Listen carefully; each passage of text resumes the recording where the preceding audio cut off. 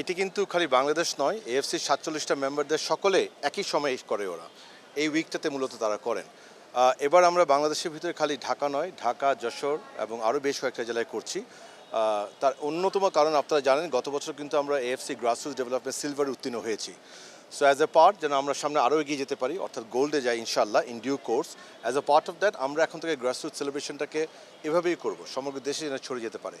এবং গ্রাসরুটের মূল মোটো কিন্তু কমিউনিটি এবং ইউথকে একত্রিত করা।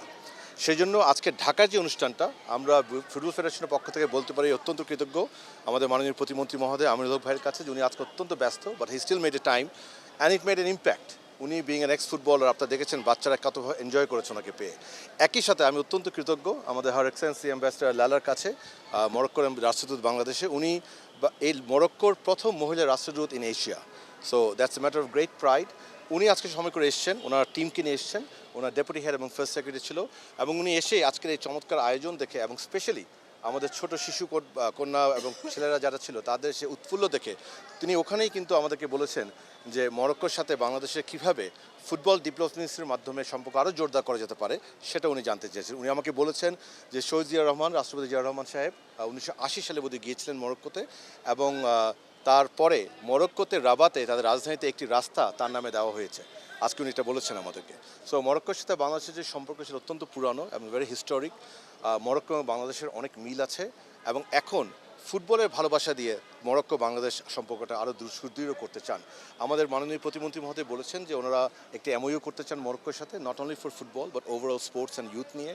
সেই ব্যাপারে উনি সাধুবাদ জানিয়েছেন এবং বলেছেন তিনি ডেফিনেটলি এটাকে ওয়েলকাম করবেন।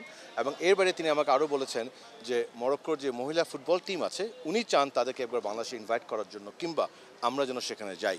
সো আমরা খুব কম সময় ছিলাম, আপনারা জানেন। তারা সত্যি আমাদের ছোট ছোট ছেলে মেয়েদের যে উৎফুল্লতা এবং যে আনন্দ, সেটা দেখে they were really impressed and excited, এবং খুবই এনজয় করেছে।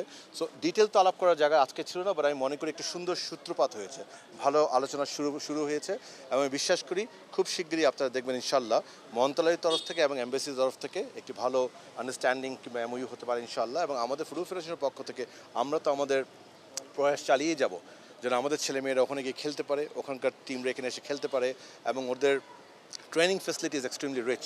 সো সেখান থেকে যদি আমরা কিছু শিখে বাংলাদেশে কোনো কিছু ওরকম করতে পারি। আবার ইন দ্য মিন টাইম উনি এটাও আমাদেরকে বলেছে যে একই সাথে তোমরা বাইরেও দেখো যে বাইরে কোনো জায়গায় এরকম ট্রাই নেশন টুর্নামেন্ট হচ্ছে নাকি। সো আমরা আসলে সব কিছু কনসিডার করবো, বাট ওনার ইচ্ছা বাংলাদেশেই করা।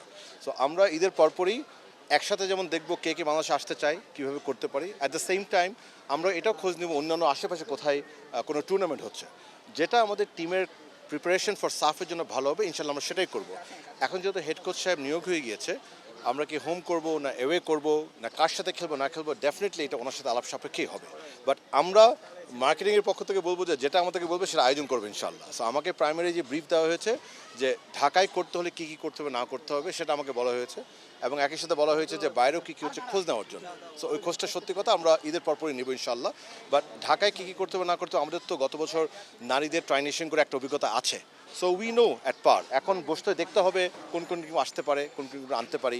আবার যদি বাইরে কোনো এরকম সিঙ্গেল একটা দুটো খেলার জন্য যাবো না, যদি কোনো টুর্নামেন্ট হয় সেটাকেও আমরা প্রেফারেন্স দিতে পারি। So it will depend on the head coach. But আমরা এতটুকু নিশ্চিন্ত সেট করে রাখবো, হোমের একটা অপশন দেবো, বাইরের একটা অপশন।